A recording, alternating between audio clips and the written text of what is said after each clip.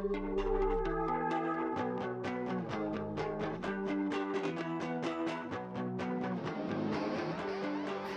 Tiani Chalemi, I'm 28 years old and I'm a radio development manager. As a development manager, I have to bring money into the station, so keep all the bills paid.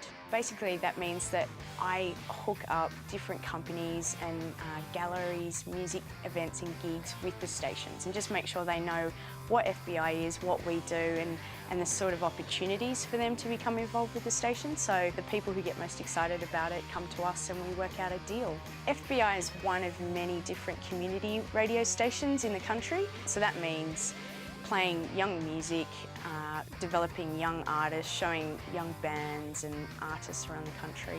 We've been broadcasting full-time since August last year.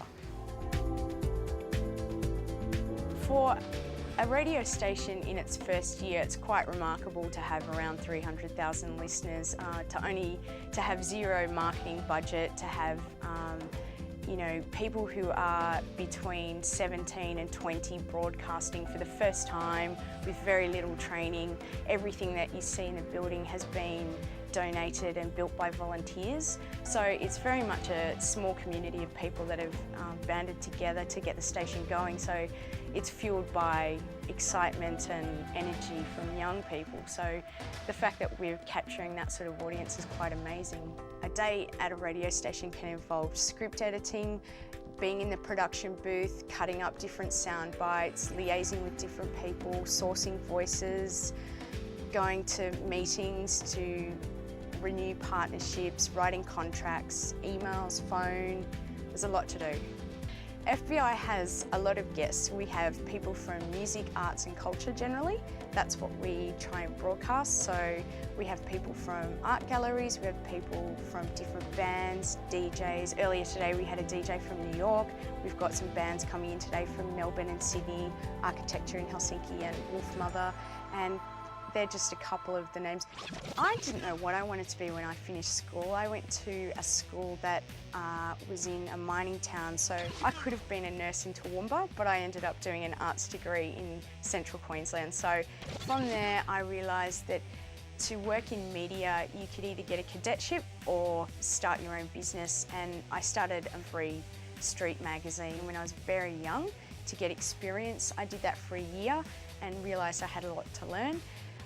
Moved to Melbourne working out in advertising and then moved on to more of a finance role. And from Melbourne I applied for a job with the Sydney Olympic Games in event management. Came up in 2000 to Sydney and I've been here for about 5 years in various roles. The best part about being involved in a radio station, particularly an independent young radio station, is the energy and working with 400 different people who have all different music tastes and different ideas about what a good radio station is. So a really eclectic mix of people coming together and feeding into the station, as well as having backstage passes to just about everything in town. So all the tours and gigs that happen around town. Sometimes you just have to sacrifice really good shows because there's too many to go to. The downsides of my job would be the hours. Basically have to be on call 24/7.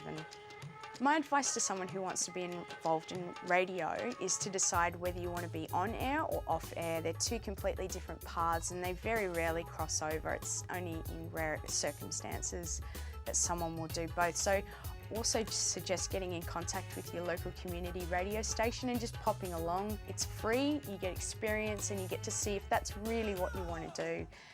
If you wanted to be a development manager, you need some sort of business or marketing background and preferably a bit of both. So either experience in advertising, sponsorship, radio production, script writing, and then on the business side of things, it would help to have some background in administration, office management, finance, those sort of things, because they're all skills you'll need to bring together to manage a department.